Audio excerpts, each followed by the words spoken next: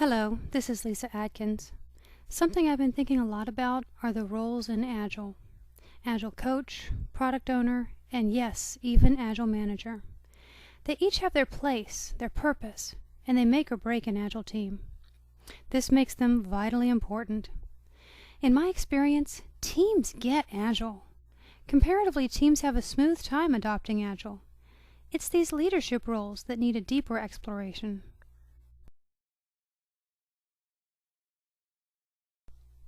This video is all about those three roles: Agile Coach, Product Owner, Agile Manager. What each is alone, and what happens when they become interlocking. So let's start with the Agile Coach. What is it to be an Agile Coach? An Agile Coach is a bulldozer, shepherd, servant leader, and guardian of quality and performance. I first heard some of these words from Mike Cohn. Others were invented by David Douglas and myself, so to Mike and David I say thanks. Bulldozer, to bulldoze impediments out of the team's way. Shepherd, to gently guide the team back to Agile practices and principles when they stray.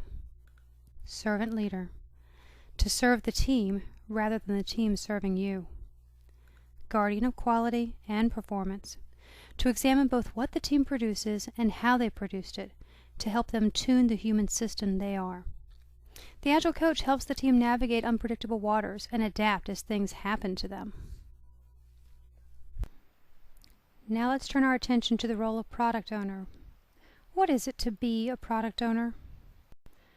A Product Owner is a business value driver, a daily decision maker, a vision keeper, a heat shield, and the single throat to choke. Let's go one at a time now. Business value driver. All decisions and trade-offs, including when to stop the project, are made by considering which alternative gives the most business value now. Daily decision maker. To be fully present with the team, to make decisions as they arise so that the team can constantly move forward. Vision keeper. To keep the big picture of the product in the team's sight and direct them toward it each sprint. Heat shield, to protect the team from all outside noise and pressure. Single throat to choke, the one whose bacon is on the line for the success of the product. The product owner is the one out in front, leading and protecting. Now, the final of the three roles we're exploring, the Agile Manager. This is a role you don't hear a lot about. In fact, teams have been heard to say, "We're self-organized, we don't need managers." My partner on this topic, Michael Spade, and I believe this is unwise for any but the very smallest companies. While a healthy Agile organization may not need as many managers, it certainly needs some. But those managers must have new skills, alternate mindsets, and a fresh perspective on managing. Given that, what is it to be an Agile Manager? An Agile Manager is an organizational change artist, a boundary keeper, a value maximizer, a lean manager, an organizational impediment remover, and a team champion.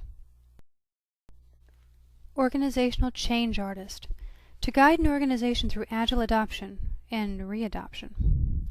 Boundary keeper, reinforcing healthy boundaries both within the team and between the team and the greater organization. Value maximizer, to manage the portfolio of projects like a product owner manages a portfolio of user stories. Always asking, what is the highest business value project now? Lean manager, using lean thinking to improve organizational flow so that the value teams deliver can be realized without delay. Organizational impediment remover, having the gritty courage it takes to remove entrenched impediments. Team champion, coaching Agile teams from the team boundary and activating them to reach their fullest potential by truly believing that they can. The Agile Manager is like water. Patiently, it can carve away the hardest surfaces and will always find a way to make things flow.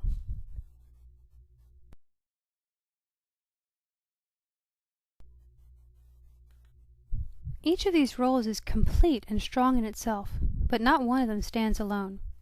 It takes all three operating well together to give the organization a chance at unleashing Agile as a competitive advantage weapon.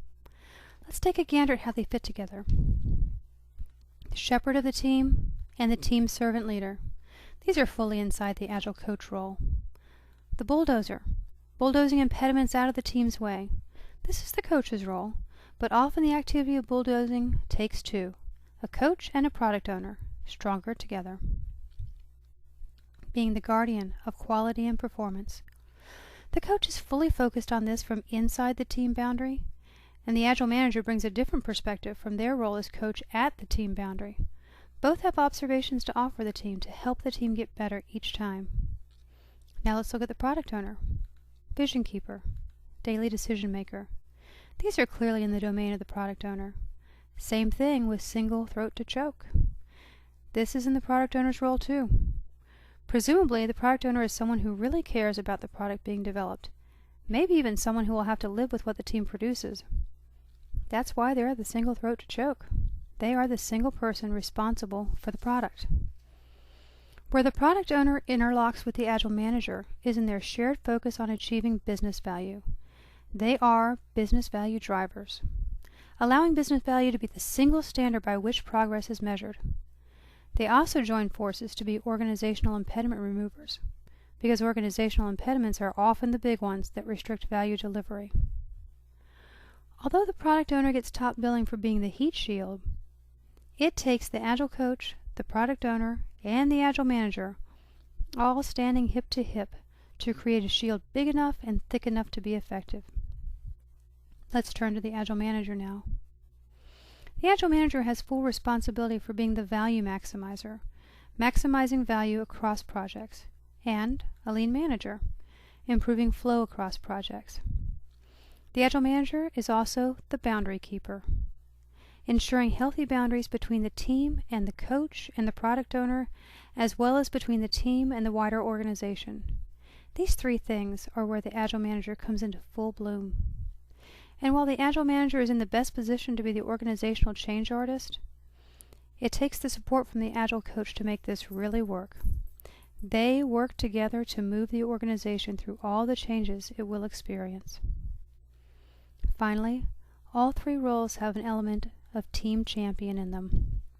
They must all truly believe that the team can do anything it brings its effort, intelligence, and passion to.